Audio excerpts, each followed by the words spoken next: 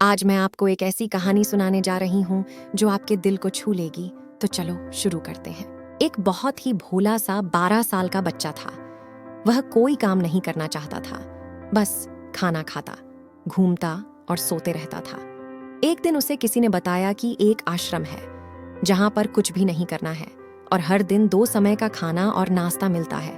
तुम वहां जाकर रहो। उस बच्चे ने सोचा कि ये तो बहुत ही अच्छा है और वह उस आश्रम में जाकर रहने का सोचने लगा। और फिर वह बच्चा अपना सारा सांसारिक जीवन त्याग कर उस आश्रम में जाकर रहने लगा। आश्रम में गुरुजी रहते थे। वह कुछ समय सबको प्रवचन देते हैं। वह बच्चा भी प्रवचन सुनता था और बाकी समय आराम करता था और फिर भर पेट खाना खाकर सो जाता। ऐसे ही उस बच्चे के दिन गुजरते गए। एक दिन उस आश्रम में कुछ भी नहीं बना। नाश्ते के समय नाश्ता नहीं मिला। उसने सोचा नाश्ता नहीं मिला, भोजन तो मिलेगा। अब भोजन के समय भी उसे भोजन नहीं मिला। बच्चा भाग कर करके गुरुजी के पास गया और उसने पूछा कि आज भोजन क्यों नहीं बना। गुरुजी ने कहा कि बेटा, आज एकादशी है और जितने भी आश्रम के सदस्य हैं उनका उपवास है और तुम्हारा भी आज उपवास है। आज भोजन नहीं बनेगा। वह बच्चा था और उसे भूख भी बहुत लगती थी। उसने गुरुजी से बोला कि मैं उपवास नहीं रखूंगा, मुझे भूख लगी है, मैं खाना खाऊंगा। गुरुजी ने बोला ठीक है, जाओ भंडारे में से सामान लेकर के आओ और आश्रम में नहीं, बाहर ले जा करके बना लो। लेकिन याद रखना, भोजन बनाने के बाद सबसे पहला भोग भगवान को लगाना और फिर तुम प्रसाद खाना। वह बोला ठीक है और फिर अनाज लेकर नदी की ओर पहुंचा। भोजन पकाने लगा। भोजन तैयार हुआ। उसके बाद कहने लगा कि भगवान श्री राम आइए, पधारिए, भोग लगाइए। अब जब उसे लगा कि भगवान तो आ नहीं रहे हैं तो फिर कहने लगा कि मुझे मालूम है आपको तो अच्छा खाने की आदत है, मैं बना नहीं पाया और मुझे अच्छा भोजन बनाने भी नहीं आता, लेकिन जो भी रूखा सूखा बना है आकर खा लीजिए।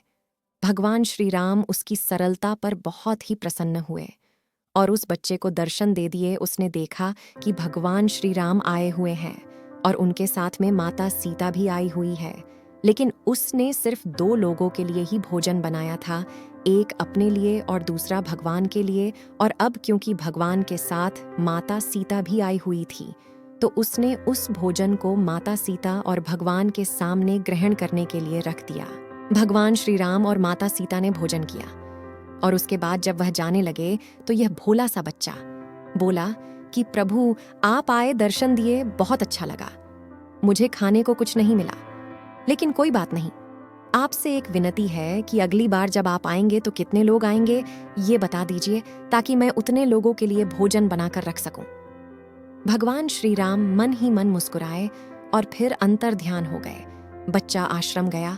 दिन बीतता गया और फिर एकादशी का दिन आया और इस बार उसने 3-4 लोगों के लिए अनाज लेकर के खाना बनाने के लिए नदी के किनारे पहुंचा और उसने प्रसन्नता से भोजन बनाया और इंतजार करने लगा कि प्रभु आइए और भोग लगाइए।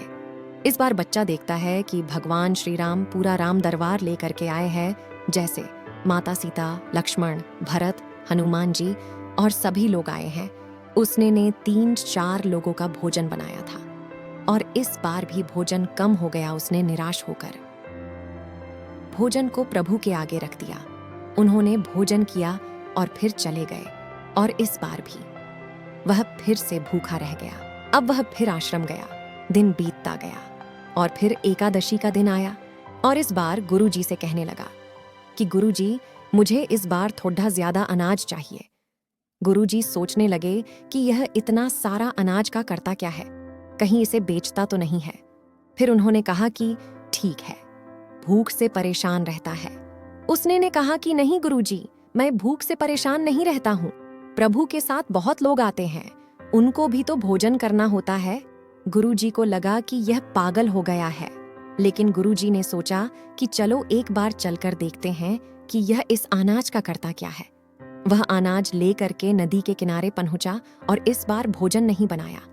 उसने सोचा कि प्रभु हर बार ज्यादा लोगों को लेकर के आते हैं, इस बार वह जितने भी आएंगे खुद बना करके खाएंगे। और फिर प्रेम से प्रभु को बुलाने लगा। गुरुजी ये सब छुप कर देख रहे थे।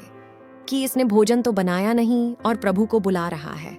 उसने देखा कि इस बार प्रभु के साथ बहुत से लोग आए हुए हैं। उसने प्रभु के सामने हाथ जोड़ करके कहा कि प्रभु माफ करना, आप बहुत सारे लोग आते हो, मुझे संख्या पता नहीं होती है और मेरी हिम्मत भी नहीं होती है कि इतने सारे लोगों के लिए भोजन बनाऊं। आप स्वयं आइए, बनाइए, खाइए और भोग लगाइए। प्रभु मुस्कुराते हैं और अपने साथ आइए सभी लोगों के साथ मिलकर के भोजन बनाते हैं। गुरुजी ये सब छुप करके देखते हैं और फिर बच्चे के पास आकर के कहते हैं कि तुम ये कर क्या रहे हो? बच्चा कहता है कि गुरुजी आपको दिख नहीं रहा है कि भगवान श्री राम पधार चुके हैं, माँ सीता भी आई हुई है, हनुमान जी आए हैं और भी सभी लोग आए हुए हैं, भोजन बना रहे हैं।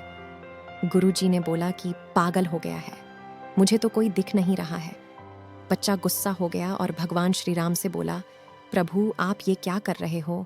एक तो मुझे भूखा रखा है और गुरुजी को दर्शन भी नहीं दे रहे हो, जो मुझे पागल समझ रहे हैं। कृपा करके गुरुजी को दिख जाओ।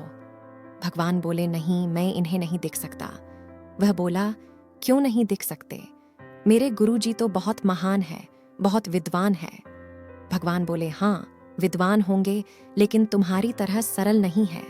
जो सरलता तुम में है वो तुम्हारे गुरुजी में नहीं है।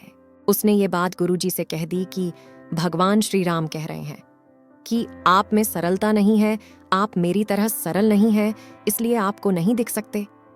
गुरुजी की आंखें नम हो गईं और रोने लगे कि और बोले कि बिल्कुल सही कहा, मेरे अंदर तुम्हारे जितना सरलता नहीं है, और फिर माफी मांगने लगे। फिर भगवान ने गुरुजी को भी दर्शन दिए। ये कहानी हमें सिखाती है कि जीवन में सरलता सबसे आवश्यक है। जितने सरल बने रहेंगे उतना जीवन में आगे चले जाएंगे। जब आप सरल होते हैं तो आप खुद भी मुस्कुराते हैं और दूसरों को भी मुस्कुराने की वजह देते हैं। अगर हमारा चैनल अच्छा लगा तो सब्सक्राइब करें। धन्यवाद।